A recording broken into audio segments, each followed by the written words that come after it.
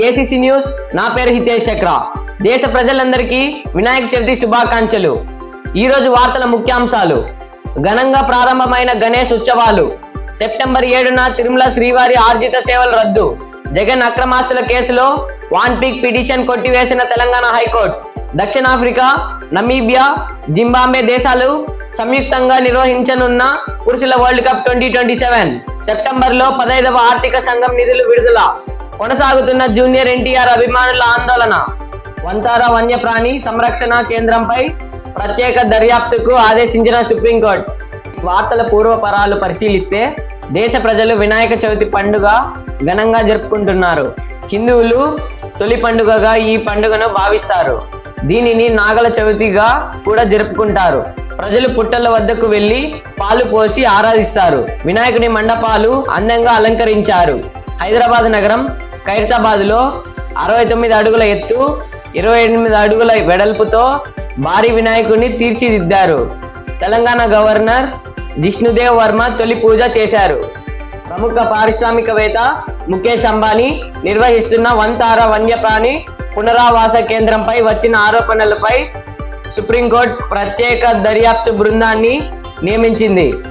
ఇక్కడ చట్ట విరుద్ధంగా వన్యప్రాణులను ఉంచరాదని సిఆర్ జే కిషన్ అనేవారు దాఖలు చేసిన పిటిషన్పై సుప్రీంకోర్టు ఈ నిర్ణయం తీసుకుంది. సుప్రీంకోర్టు నియమించిన ప్రత్యేక దర్యాప్తు బృందానికి సుప్రీంకోర్టు మాజీ న్యాయమూర్తి జస్టిస్ జాతి చలమేశ్వర్ నాయకత్వం వహిస్తారు.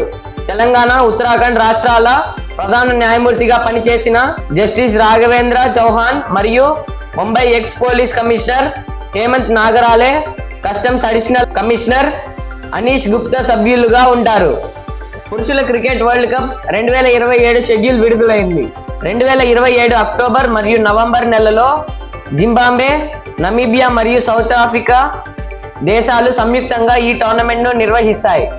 మొత్తం 54 మ్యాచ్లు జరుగుతాయి. అందులో దక్షిణాఫ్రికాలో 44 మ్యాచ్లు జరుగుతాయి. మిగిలిన 10 మ్యాచ్లు జింబాబ్వే, నమీబియాలో జరుగుతాయి. 24 సంవత్సరాల తర్వాత వరల్డ్ కప్కు దక్షిణాఫ్రికా వేదిక కావడం విశేషం. ఈ టోర్నమెంట్లో మొత్తం 14 టీములు పాల్గొంటాయి. అందులో వన్డే క్రికెట్లో టాప్ 10లో ఉన్న 8 జట్లు నేరుగా క్వాలిఫై అవుతాయి. మరో 6 జట్లు గ్లోబల్ క్వాలిఫైయర్ టోర్నమెంట్ల ద్వారా ఎంపిక చేస్తారు. మొత్తం 2 జట్లను 2 గ్రూపులుగా విభజిస్తారు. ఒక గ్రూపులో 7 టీములు ఉంటాయి. ఫస్ట్ రౌండ్లో ప్రతి జట్టు 6 మ్యాచ్లు ఆడాల్సి ఉంటుంది. సూపర్ 6 మ్యాచ్ల తర్వాత సెమీఫైనల్, ఫైనల్ ఉంటుంది. జగన్ అక్రమాస్తుల కేసు కొట్టివేయాలంటూ వాన్ పీక్ ప్రాజెక్ట్స్ వేసిన పిటిషన్ తెలంగాణ హైకోర్టు కొట్టివేసింది. 2021లో తెలంగాణ హైకోర్టులో ఫైల్ చేసిన పిటిషన్ హైకోర్టు అనుమతించగా సిబిఐ దాఖలు చేసిన అప్పీలుపై విచారణ జరిపిన సుప్రీంకోర్టు ఈ కేసుకు ప్రాథమిక ఆధారాలు ఉన్నాయని, దీనిపై తెలంగాణ హైకోర్టు మరోసారి విచారించి తీర్పు ఇవ్వాలని ఆదేశించింది. దాంతో విచారణ జరిపిన తెలంగాణ హైకోర్టు జస్టిస్ వేణుగోపాల్ పిటిషన్ను విచారించి కొట్టివేశారు. సెప్టెంబర్ 7న తిరుమల శ్రీవారి ఆర్జిత సేవలు రద్దు చేశారు. ఆ రోజు చంద్రగ్రహణం కారణంగా ఉజ్వల సేవ, ఆర్జిత బ్రహ్మోత్సవం, సహస్ర దీపాలంకార సేవలను టీటీడీ రద్దు చేసింది. ఆ రోజు సాయంత్రం 3:30 గంటల నుంచి మరుసటి రోజు తెల్లవారుజామున 3 గంటల వరకు స్వామివారి ఆలయాన్ని మూసివేస్తారు. గ్రహణ సమయానికి 6 గంటల ముందుగా ఆలయాన్ని మూసివేయడం ఆనవాయితీగా వస్తోంది. ఆంధ్రప్రదేశ్ ముఖ్యమంత్రి శ్రీ నారా చంద్రబాబు నాయుడు గారు సెప్టెంబర్ 1వ తేదీన అన్నమయ్య జిల్లా రాజంపేటకు రానున్నారు. ఆయన ఎన్టీఆర్ సామాజిక పింఛన్ల పంపిణీ కార్యక్రమంలో పాల్గొంటారు. ప్రజలతో ముఖాముఖి మాట్లాడతారు.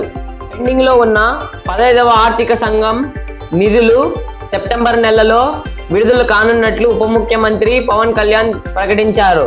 విడుదల కానున్న 1120 కోట్ల నిధులతో గ్రామ పంచాయతీలలో కనీస మౌలిక వసతులు ఏర్పాటు చేస్తామన్నారు.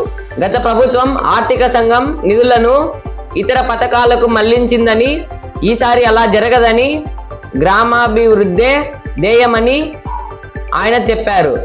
కర్నూలు జిల్లా తుగిలి మండలం జొన్నగిరిలో ఒక పేద కూలీకి 40 లక్షల విలువైన వజ్రం దొరికింది. ఆమె పొలంలో పనిచేస్తుండగా ఈ వజ్రం దొరికింది. వ్యాపారులు ఈ వజ్రానికి 40 లక్షలు చెల్లించి కొనుక్కోవడంతో ఆ పేద కుటుంబం ఆనందంతో మునిగిపోయింది. పోస్టల్ శాఖ సెప్టెంబర్ 1వ తేదీ నుంచి రిజిస్టర్ పోస్ట్ సేవలను నిలిపివేయనున్నది. రిజిస్టర్ పోస్ట్, రిజిస్టర్ పార్సల్ సేవలు ఇకపై స్పీడ్ పోస్ట్ సేవల్లో విలీనం చేస్తున్నారు. ఎవరైనా రిజిస్టర్ పోస్ట్, రిజిస్టర్ పార్సల్ చేస్తే వాటిని స్పీడ్ పోస్ట్ గా పరిగణిస్తారు. ప్రముఖ సినీ నటుడు జూనియర్ ఎన్టీఆర్ పై అనంతపూర్ అర్బన్ ఎమ్మెల్యే దగ్గుమల్ల ప్రసాదరావు చేసిన అనుచిత వ్యాఖ్యలపై ఆయన అభిమానులు ఆందోళన కొనసాగిస్తున్నారు. ప్రసాదరావు క్యాంప్ కార్యాలయాన్ని ముట్టడించిన అభిమానులు ఆయన కార్యక్రమాలను అడ్డుకుంటున్నారు. ప్రజాప్రతినిధులుగా ఉన్నవారు బాధ్యతాయుతంగా వ్యవహరించకపోతే ప్రజా జీవితంలో తీవ్ర ఇబ్బందులు ఎదుర్కోక తప్పదని ఈ సంఘటన రుజువు చేస్తోంది. ఈ వార్తలు ఇంతటితో సమాప్తం. తిరిగి రేపు కలుసుకుందాం. Signing off. జై హింద్.